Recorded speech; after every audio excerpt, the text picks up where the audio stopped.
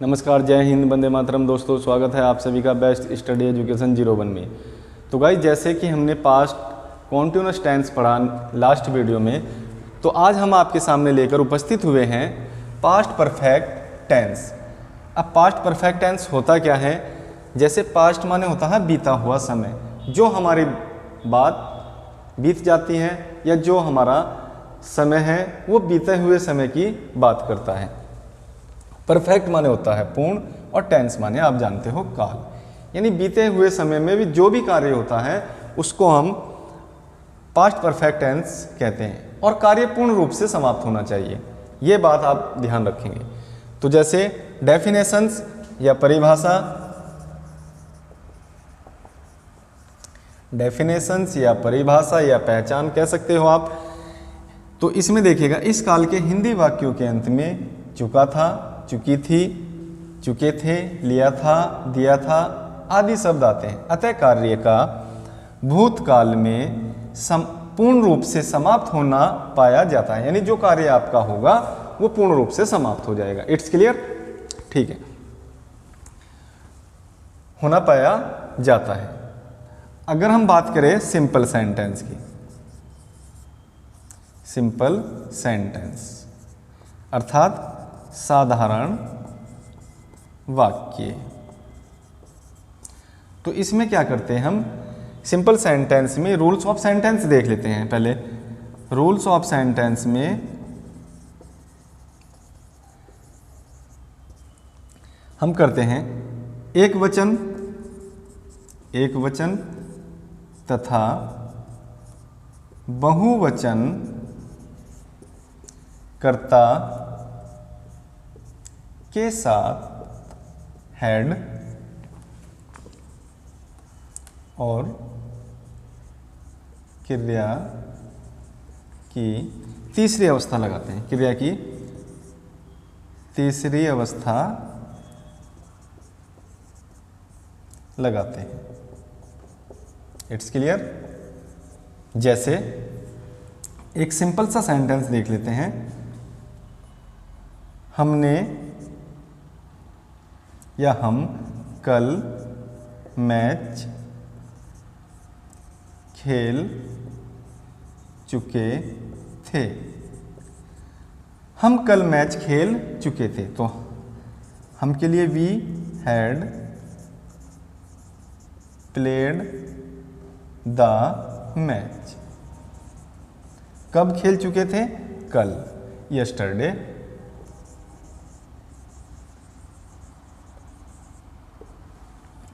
एक और देख लीजिएगा, तुम उसे पहले ही पढ़ा चुके थे। तुम उसे पहले ही पढ़ा चुके थे, तो तुम के लिए यू, तुम के लिए क्या? You had already taught to him। तुम उसे पहले ही पढ़ा चुके थे। You had already taught to him। अगर गाइस हम यहाँ पर ऑलरेडी का प्रयोग नहीं करते पहले के लिए, तो हम लास्ट में क्या का प्रयोग करेंगे? बिफोर का। क्या का करेंगे? बिफोर का। ये आपको थोड़ा सा माइंड में रखना है। इसमें क्या होता है कि कभी कभी इन सेंटेंसों में दो कार्य पूछ लेता है। कितने कार्य पूछ लेता है? दो कार्य। तो इसलिए जैसे दो कार्यों का आपस में घनिष्ठ संबंध होता है तथा दोनों कार्य एक दूसरे पर निर्भर रहते हैं। तो देख लीजिएगा, थोड़ी सी डेफिनेशंस बता देता हूं आपको इसमें। ये भी आपके सिंपल सेंटेंस में ही आएंगे।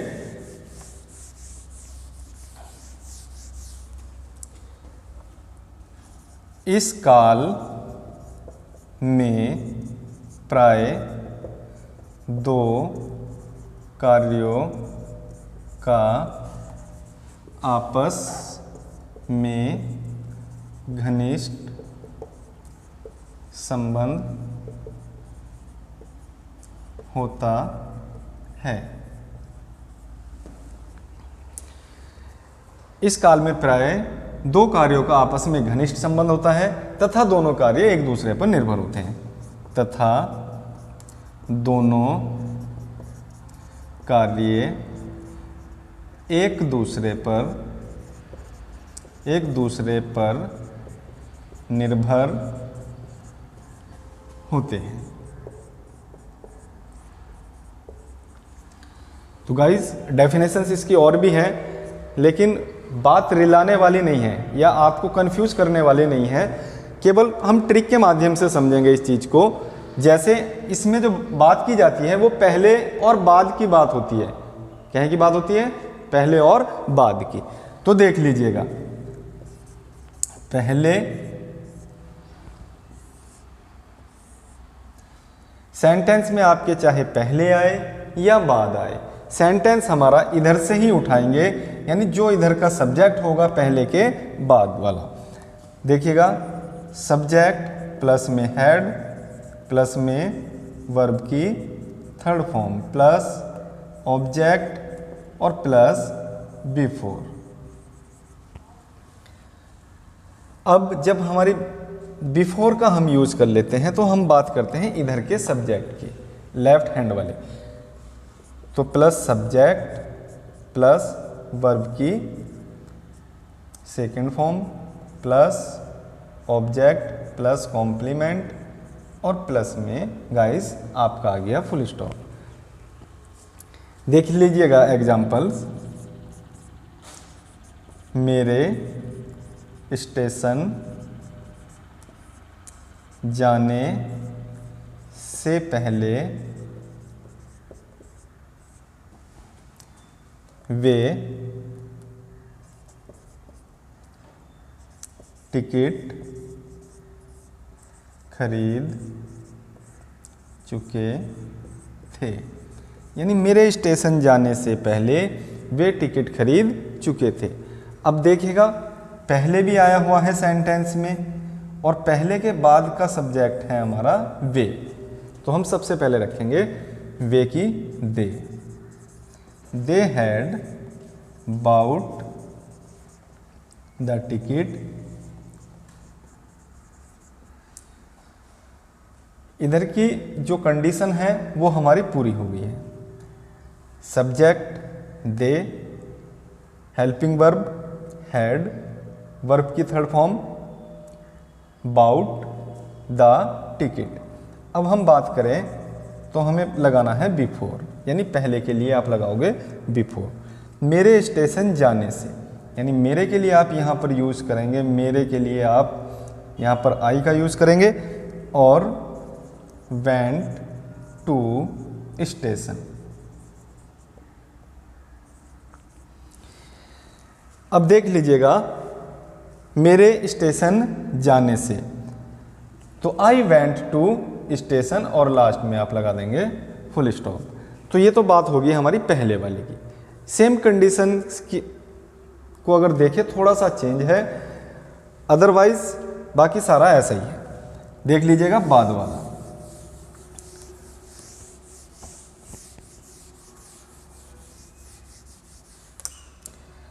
बाद के लिए देखिएगा हम क्या रूल्स। कंडीशन इसमें भी हमारी यही है कि सेंटेंस में अगर हमारा बाद शब्द यूज हुआ है तो हम सेंटेंस इधर से ही उठाएंगे और इधर का जब तक पूरा कंप्लीट सेंटेंस नहीं करने के तब तक हम इधर की कोई बात नहीं करेंगे।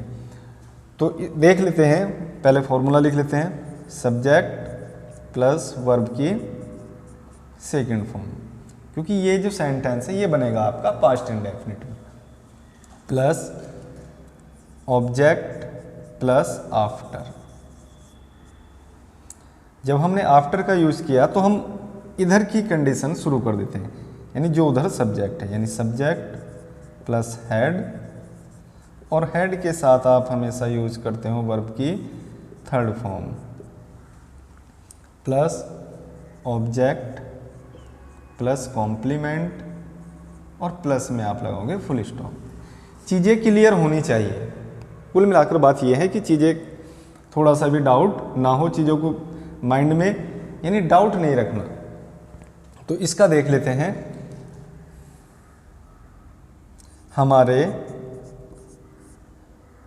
स्कूल जाने के बाद वे घर पर आ चुके थे। हमारे स्कूल जाने के बाद वे घर पर आ चुके थे, तो बाद भी आया है, रूल्स भी आपके सामने हैं, तो बनाकर देखिएगा वीडियो रोककर।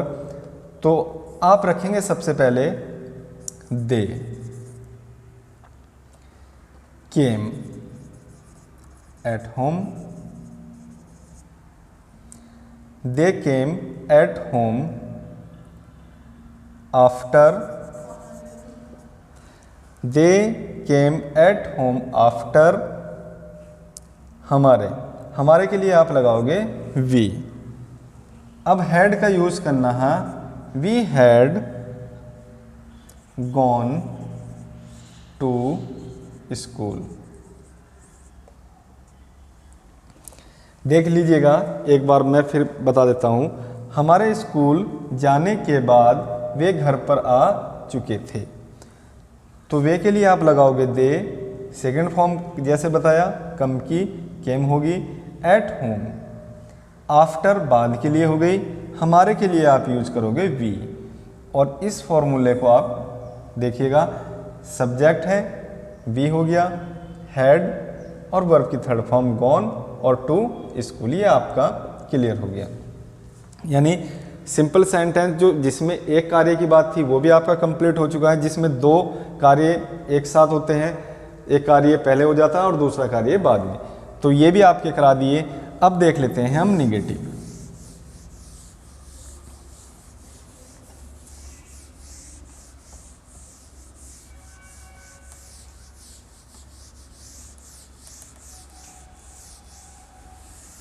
निगेटिव में देखिएगा,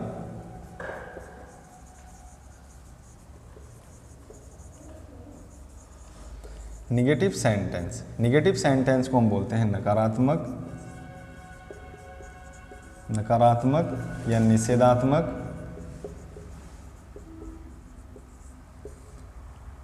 या आप कह सकते हो गाइस नहीं वाले वाक्य, नहीं वाले वाक्य।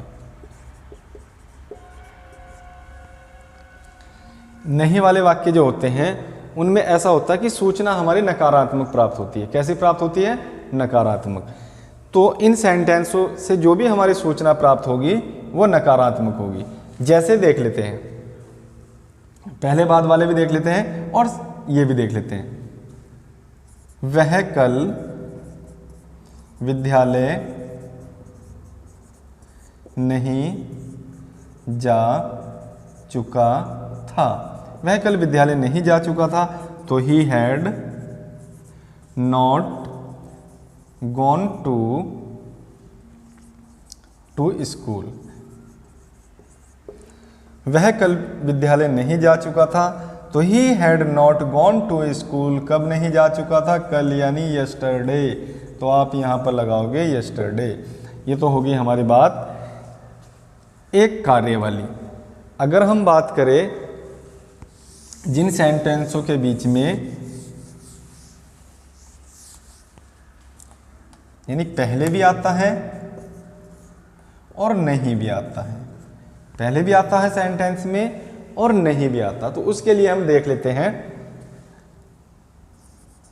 सब्जेक्ट प्लस में हेड। सेंटेंस में यदि अगर आपके पहले है तो हेड हमारा पहले आएगा, सेंटेंस में बाद है तो हेड हमारा बाद में आएगा। बस ये थोड़ा सा ध्यान में रखना है आपको। तो subject plus head plus verb की थर्ड फॉर्म। अब यहां पर कंफ्यूज मत ना होना, क्योंकि वर्ब की थर्ड फॉर्म जैसे कि हमने वाक्य में बता दिया कि नहीं शब्द, यानी हैड नॉट और प्लस में वर्ब की थर्ड फॉर्म। अक्सर बच्चे क्या हो जाते हैं कि हैड नॉट लगा दिया, वर्ब की फर्स्ट फॉर्म लगा देते हैं, जबकि ये सिस्टम गलत है। आप ध्यान में रखिएगा, ध्यान में रखने वाली बात यह है कि हम क्या करते हैं, हैज, हैव और हैड, के साथ वर्ब की थर्ड फॉर्म का यूज़ करते हैं। कौन सी फॉर्म का यूज़ करते हैं? थर्ड फॉर्म की। आपको ये ध्यान में रखना है, वर्ब की हम थर्ड फॉर्म का यूज़ करते हैं। तो इसमें देख लेते हैं, वर्ब की थर्ड फॉर्म का हमने यूज़ किया हेड के साथ, और प्लस में ऑब्जेक्ट प्लस बिफोर, और प्लस में गाइस जब बिफोर हम लगा देते हैं तो इधर की कंडीशन हमारी शुरू हो जाती है, यानी सब्जेक्ट प्लस वर्ब की second form plus object plus complement और प्लस में फुल स्टॉप। देखिएगा इसमें क्या, एक एग्जांपल इसके माध्यम से थोड़ा सा बेहतर समझ लेते हैं। तो उसके सोने से पहले वे अपना कार्य नहीं कर चुके थे। उसके सोने से पहले वे अपना कार्य नहीं कर चुके थे। तो इसमें देख लीजिएगा, सेंटेंस में पहले भी है गाइस, और शर्त के अकॉर्डिंग इसमें हमारा नहीं भी है। तो हम सबसे पहले, पहले के बाद क्या है? सब्जेक्ट। पहले के बाद सब्जेक्ट है हमारा वे। तो सबसे पहले रखते हैं they had not done their work, यानी देखते हैं इसमें, they had not done their work, यानी वे अपना कार्य नहीं कर चुके थे। अब उसके लिए हम, इधर की कंडीशन हमारी पूरी हो गई है, हम बात करते हैं पहले के लिए। तो हम लगाएंगे बिफोर। बिफोर हमने लगा दिया। उसके सोने से, उसके के लिए हम लगाएंगे ही। स्लेप्ट, क्योंकि हमें थर्ड फॉर्म, वो सॉरी सेकंड फॉर्म का यूज करना होता है लास्ट वाले सेंटेंस में, यदि वाक्य में आपका पहले शब्द आया हुआ है। अब अगर हम बात करें बाद वाली, तो बाद वाला थोड़ा सा चेंज है, यानी ये वाला आपका पोर्शन, यानी ये वाला जो आपका पास्ट इंडेफिनिट वाला भाग है, ये सबसे पहले आ जाएगा, वो सबसे पहले आ जाएगा, ये सबसे पहले रखना है आपको। देख लेते हैं,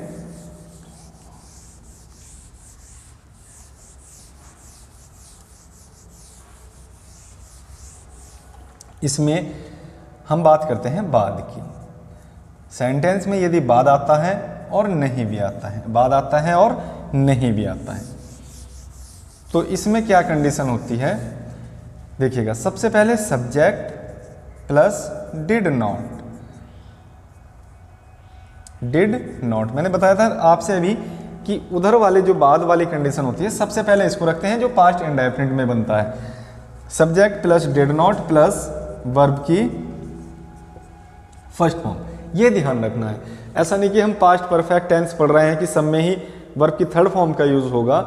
जब दो कार्यों या दो घटनाओं का वर्णन होता है, एक में आप थर्ड फॉर्म का यूज करते हैं हेड के साथ, एक में आप डिड नॉट के साथ में वर्ब की फर्स्ट फॉर्म का यूज करते हैं, ये आपको ध्यान में रखना है। तो subject plus did not plus verb की फर्स्ट फॉर्म प्लस आप लगाएंगे ऑब्जेक्ट, और प्लस में आपका ये हो गया आफ्टर।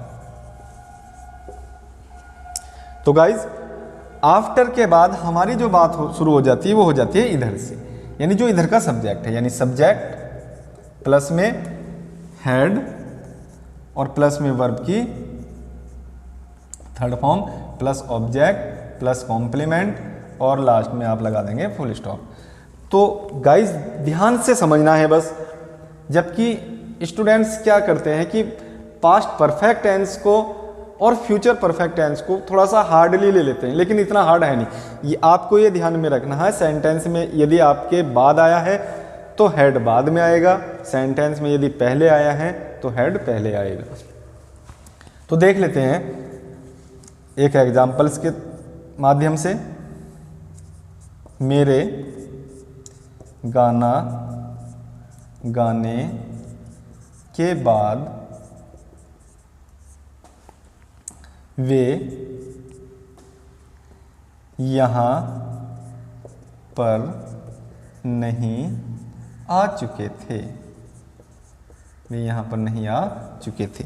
मेरे गाना गाने के बाद वे यहाँ पर नहीं आ चुके थे। अकॉर्डिंग टू कंडीशंस के गाइस हमारा सेंटेंस इधर से ही बनेगा, वे यहाँ नहीं आ चुके थे। तो they did not come at here, वे यहाँ नहीं आ चुके थे। They did not come at here. अब इधर की कंडीशन हमारी पूरी हो गई है। बाद के लिए हमें यूज़ करना है आफ्टर। बाद के लिए क्या यूज़ करना है? आफ्टर। तो हमने बाद के लिए आफ्टर लगा लिया, तो कंडीशन हमारी इधर से शुरू हो जाती है, यानी आई हैड संग ए सॉन्ग। हैड के साथ में सिंग की थर्ड फॉर्म का हमने इसमें यूज किया है। कौन सी फॉर्म का यूज किया है? थर्ड फॉर्म का। सिंग, सैंग और संग, ये आपको ध्यान में रखना है। इसमें कहीं पर आप वर्ब की थर्ड फॉर्म का यूज करेंगे, कहीं पर सेकंड का, और डिड नॉट के साथ में आप वर्ब की फर्स्ट फॉर्म का यूज करते हैं। तो गाइज अगर आपको कहीं पर इसमें प्रॉब्लम्स आती है समझने में तो आप पूछ सकते हैं, और इसके लिए आपको समझने के लिए वीडियो को थोड़ा रोक रोक कर देखना है। अगर कोई चीज़ अच्छी से समझ में आए तो कमेंट्स के माध्यम से हमें ज़रूर बताएं। मिलते हैं नेक्स्ट वीडियो में, तब तक के लिए जय हिंद।